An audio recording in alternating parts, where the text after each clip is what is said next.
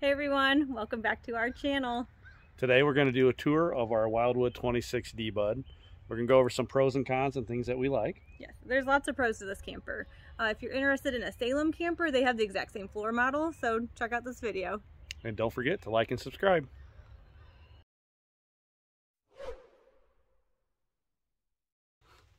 So most camping videos start on the outside of the camper.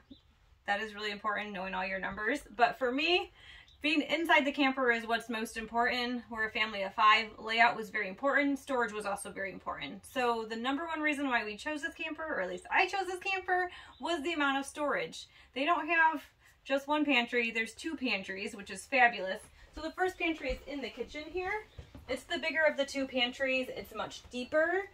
We use this one for food items. The top shelf we do use for storage for the bath towels, just because that's the most convenient for us. But this is great. It has lots and lots of space to hold all of our food.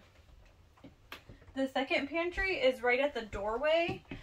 This one we use for pretty much non-food items. So all of our Ziploc bags, aluminum foil, knick-knack things. Everything right now is really empty in here because we haven't gotten our spring stuff back in here to show you. But this is great for when you're outside. You just need to reach into the door and grab something. It's really convenient.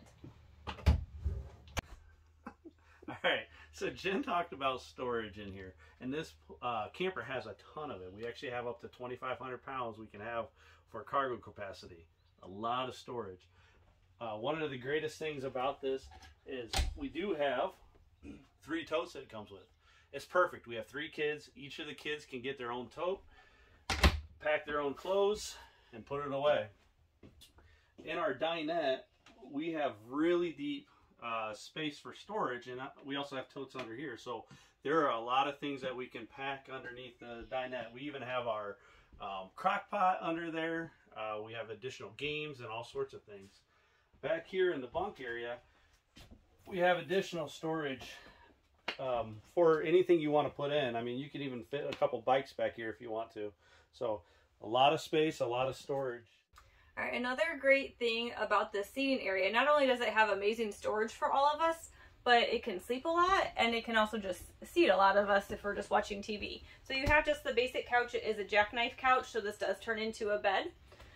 This whole area is considered a Versa lounge, so you can take the back of this couch, flip it around. This turns into a lounge, like an L-shaped seating area where all 5 of us can sit and watch the TV. It still leaves the part of the U-shaped dinette, so if someone wants to eat while you're watching a movie or something, they can still sit at the table. If you want, the dinette does turn into a bed as well. This whole area turns into one complete bed, and you can sleep multiple people in this area. If you have little people, you can sleep a lot of them. We have big people, so you can literally sleep 2. All right, so one of the greatest things about this camper is how huge it feels. We have 6'9" ceilings, I believe, so we'll splash that on the screen. But because of that, we also have very large windows, lets in a lot of light. A con, though, for that is it also lets in a lot of heat. We're actually talking about maybe getting them tinted. So, Jen, if you let me spend a little money, we might be able to cut down on that heat, but we'll figure that one out. Move over to the kitchen. Another great thing that we have is a very large freezer and fridge. I want to say it's 10 cubic feet. It's a 12-volt fridge. The con, though, is we do have to pull the fuse in order to turn it off. I don't have a switch to turn it on and off, and nor do I have the new model that lets you do it from the mode button or setup button. We have a Greystone microwave. It's a tiny microwave, but it's doable. Popcorn, makes great popcorn. We have a 3-burner Greystone along with an oven. Something that I found online, people said they put a pizza stone to help with keeping the heat consistent as you're cooking. So we have very large cabinets because of our ceiling height. We can get a lot of stuff in here for a family of 5, plenty of space for us. 3 drawers. Again, they're fairly large. I wouldn't say they're huge. We also have space for our trash can underneath the sink.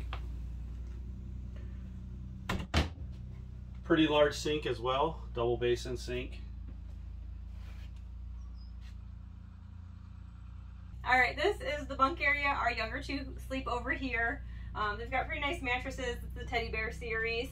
Each bunk has 2 USB ports so the kids can charge their phones and tablets. The only downside I found is that the upper bunk has a window, the lower bunk does not. Connor sleeps down here. He likes it dark, so he likes that there's no window. So for him, that's totally fine. There is also a curtain that you can completely close off this area, so we're up moving around, we can close it off and they stay sleeping. Next to their bunk area is the bathroom. It is just a typical small bathroom in this type trailer. We do have storage in the medicine cabinet, which is nice. We do also have storage underneath the sink where you can keep like extra toilet paper or whatnot. We do have a shower, which has, of course, nice height since we have a taller ceiling, and it has a little like skylight that's up here as well.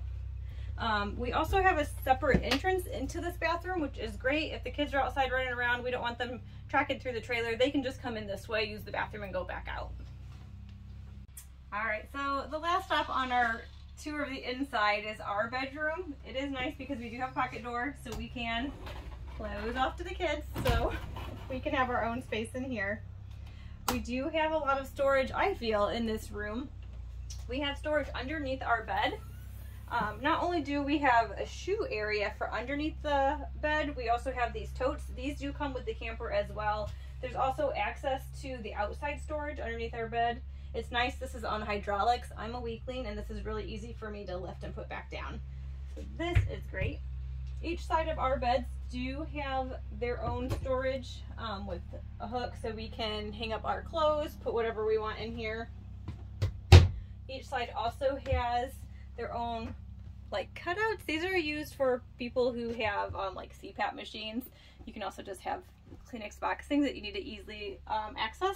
There are also 2 USB ports on each side of the bed. I think there's just regular outlets on the inside of the cabinets.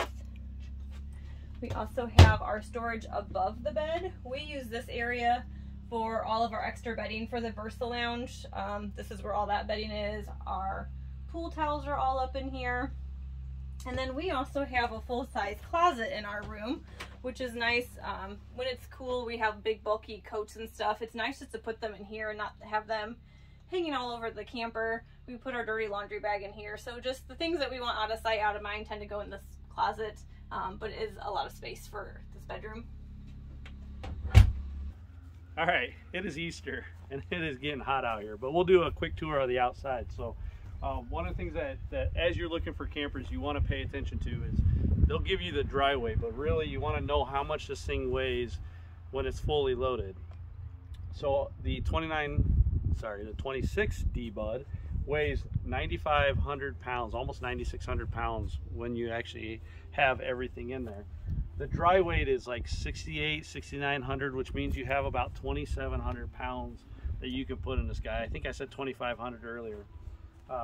One of the things that we made sure to get with this is a power tongue jack.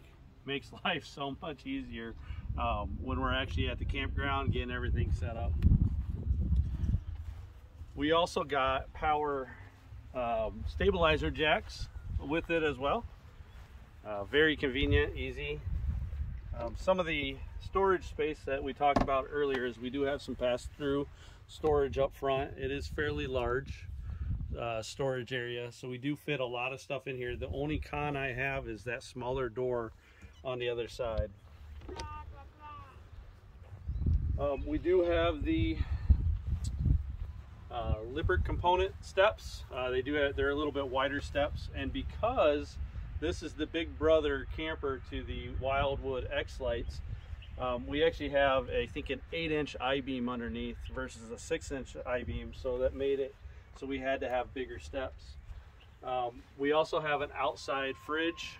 I was not a fan of the grill top that came with it, so we took that out. I'm going to figure something out here, maybe put a platform in or a table of some sort, but we also have a small outside fridge as well. I do want to figure out what to do with this door. I really don't like this door either.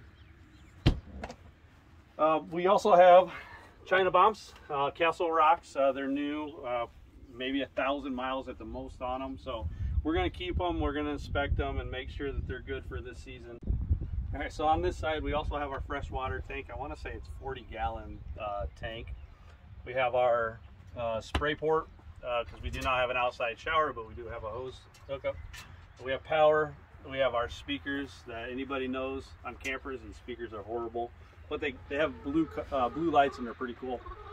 Up above, speaking of lights, something I do not like, and I'm eventually going to change out, is these white lights. They are horrible. They track all sorts of bugs. But back to the camper and talking about some of the pros, the underbelly is enclosed.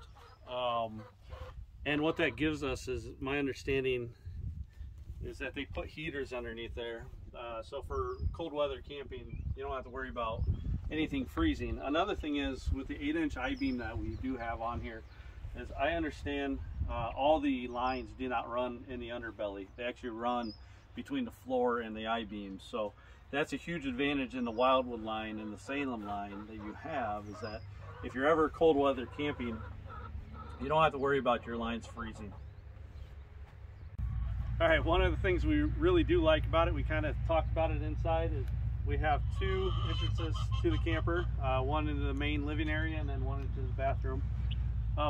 Because of that, we also have a 19-foot, maybe 20-foot awning that spans both of them. Provides a lot of shade for the camper and for us. As we come around to the back, I did put up a Furrion backup camera.